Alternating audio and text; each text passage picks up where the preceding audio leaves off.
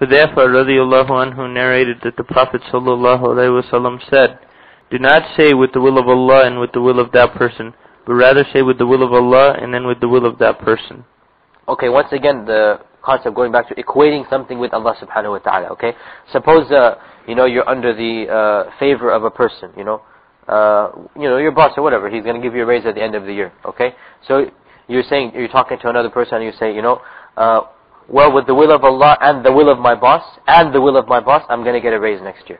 Well, it's as if you have equated your boss with Allah subhanahu wa ta'ala. So the Prophet is saying, don't say with by the will of Allah and the will of so-and-so. Because it's as if you're equating him, and there is no equation. Actually, it is only by the will of Allah subhanahu wa ta'ala, but Allah subhanahu wa ta'ala might use people, He might use certain means that will, give you your what you're looking for. So rather, the proper way to phrase such statements is by the will of Allah, and then by the will of so-and-so. So you're making it a clear distinction. Allah is greater and superior to, and there is no comparison between Him and the person you're talking about. So it's by the will of Allah, and then by the will of so-and-so, versus by the will of Allah and the will of so-and-so. Because and means you've equated them. And then means you made sure that Allah subhanahu wa ta'ala is greater than, there is no comparison between Him and the person that you're talking about. So the proper way to phrase such things is, were it not for the will of Allah subhanahu wa ta'ala, and then the help of the policeman, okay, the robber would have attacked our house. Were it not for the will of Allah subhanahu wa ta'ala, and then the driver of the car, we would have gotten into an accident. You cannot say, were it not for the will of Allah and the skills of the driver of the car. No, you've equated them. You have to make sure there's a clear differentiation between Allah's power and Allah subhanahu wa ta'ala's will and decree versus anyone else. Okay, so the Prophet is telling you the proper way to phrase these type of statements. Naam. Yeah.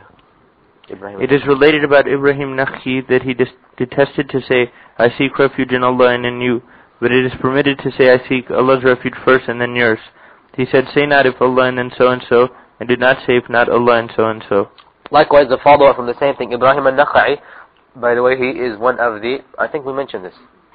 Huh? No. Ibrahim al-Nakha'i is one of the famous scholars of Iraq, and he was one of the teachers of the teachers of Abu Hanifa. Abu Hanifa is one of the graduates of his school, but not directly under him. I mean, his students taught Abu Hanifa. And he himself, al-Nakha'i, is one of the students of Ibn Mas'ud. So he's in the middle, okay? Because Abu Hanifa is from the Iraqian school, right? Everyone knows about Abu Hanifa was from Iraq, right? Kufa. And Abu Hanifa obviously was following the school of Ibn Mas'ud, because Ibn Mas'ud was also from Kufa. So Ibn Mas'ud taught certain students, those students taught Ibrahim al-Nakha'i. Ibrahim al-Nakha'i taught certain scholars, those scholars taught Abu Hanifa, okay? So he died like in the beginning half of the 2nd century, like 100 somethings. So Ibrahim al-Nakha'i, he said, it is not permitted to say, how do you translate that, disliked? You translated disliked? No, I seek refuge in Allah. Detested? Okay, yeah. It is not permitted is a better translation. It is not permitted to say that a person should say, I seek refuge in Allah and in you. It is not permitted to say that. Rather you should say, I seek refuge in Allah and then in you. Again, making a differentiation. Same concept we're talking about, okay? Likewise, you should not say, were it not for Allah and you. Rather, you should say, were it not for Allah and then for you. Okay? Same concept, but one of the athar of the Salaf talking about this concept. So basically, the point of this chapter was, we have to be careful who we attribute any good to. We have to be careful who we say prevented any evil from befalling us. We have to be careful in the words that we use, because this could lead to minor shirk. Okay? And if someone says this unintentionally, it's not minor shirk inshallah if he says it, but the surface, or it appears to be minor shirk. Therefore, it is not allowed to say this type of statement. So if someone says it intentionally, this might be minor shirk. But if you say it accidentally, just comes out of your mouth, right? Then, seek Allah's forgiveness and repentance. But this act in and of itself, if you intend in your heart that Allah subhanahu wa ta'ala protected you through this person, you intend in your heart that Allah is the one that really did it, right? Were it not for Allah and the doctor, I would not have been cured. This phrase is not proper. And the outer surface, it seems to be minor shirk, okay? It seems to be minor shirk. So you should not say it. If it accidentally comes out of your mouth, and you don't intend to be that the doctor is equivalent to Allah subhanahu wa ta'ala, then you should seek Allah's forgiveness and refuge. And if you said it in an audience, you should say it again properly. Were it not for Allah and then the skills of such and such a doctor, I would not have become cured. Okay, so we make sure the way that you phrase things, always you take it back to Allah subhanahu wa ta'ala. Now, Chapter 43. What is said about the one who is not satisfied with the note taken by Allah's name? Okay, so basically, now we move on to a similar chapter from, we're just talking about giving oaths by Allah's name, right? That is shirk to give an oath by other than Allah. Now we get to another point of that. And that is that when someone does give an oath by Allah using Allah's name, then it is obligatory upon us to believe him. Okay? When a Muslim comes to us and says, I swear by Allah, I did not do this, or I did do that, or whatever he's swearing, he uses Allah's name, then Allah's name is so great that we do not doubt him. We must believe him. Okay? This is the general scenario, this is the general case. If, however, you know for a fact, beyond a shadow of a doubt that he is lying, or you have some, great evidence, then of course this is a different thing. But we're talking about in general, if you have some suspicions or doubt. Okay? Like, you feel that so-and-so is backbiting about you. Okay? He comes to you and says, I swear by Allah, I did not backbite about you. Those suspicions and doubts should disappear. He is using Allah's name. And to use Allah's name is a very big thing. Because Allah subhanahu wa ta'ala, who is He? He is our creator. And to use His name in vain is a grave, grave, grave sin. So if you were to presume that your Muslim brother is lying using Allah's name, then you are presuming very, very evil thoughts of your Muslim brother. That he would resort to such a level that he would use Allah's name in vain.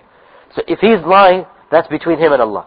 At the surface level, you believe him. Like I said, unless you know for a fact. 20 people have come to you and said they heard himself, they saw themselves that such and such a person did this. Obviously, you know for a fact that's a different story. Doesn't matter if he, swears by Allah or not.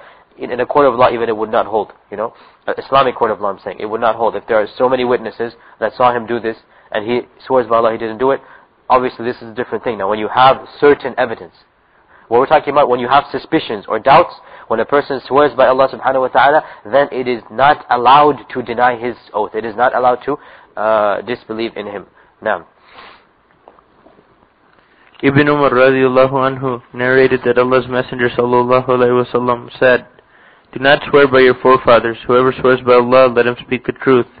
And the one from whom the oath is taken in the name of Allah should be satisfied with it. And whoever is not satisfied, it is not from the slaves of Allah.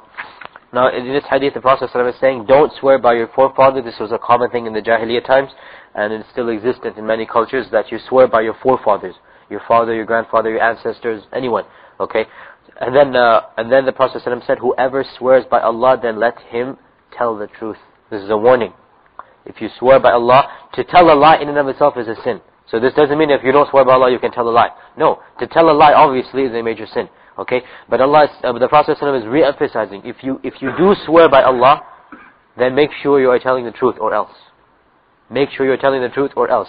And then, the flip side of the coin, if someone swears to you using Allah's name, then be satisfied. If a Muslim comes to you and he uses Allah's name, accept what he says, don't cause any problems about it, believe him at face value. Okay, like we said, unless you know for a fact that what he's telling you a lie. Unless you know for a fact, we're talking about if you have doubts. In this case, you must believe in this person when he swears to you by Allah. And that the Prophet said, whoever is not content, whoever is not satisfied, then this is not from Allah subhanahu wa ta'ala. In other words, this attitude, this feeling is not from Allah. It is not a correct feeling, because the Muslim is using Allah's name, and when you use Allah's name, it is a great thing to use. So you assume the best of your Muslim brother, that he's not using Allah's name in vain. He would not stoop to such a level that he would lie using Allah's name. Okay? So you're not allowed to reject a Muslim testimony that when he swears by Allah, unless you know for a fact that he is lying. Otherwise, apart from that, you are not allowed to. If you have doubts in your heart, and you know you have, even if you have strong doubts in the sense that this might be his character or something that he is accused of. But if he comes to you and swears by Allah that in this particular case he did not do it with you or for you or something, then you believe him. Until and unless you have some certain knowledge to the contrary of that. Okay? Now, chapter number 44. How it is to say what Allah may will and you may will. Okay, we already talked about this in the previous chapter. Now we're going to have a whole chapter devoted to this. That saying whatever Allah wills and you will. And we said that this on the face value of it, it's a type of minor shirk. And if you intend it in your heart, it could be even major shirk. If you intend that it was actually by the will of such a person and not by the will of Allah, or by the will of Allah and the will of that person literally, that they both had to will it in order for it to occur, this is major shirk. Okay?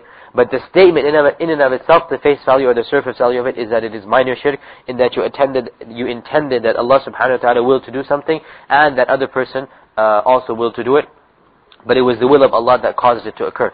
So you say that were it not for the will of Allah and the skills of my doctor, I would never have become cured. We said this is a type of minor shirk, and a person should seek refuge in Allah if he says this type of, seek forgiveness from Allah. If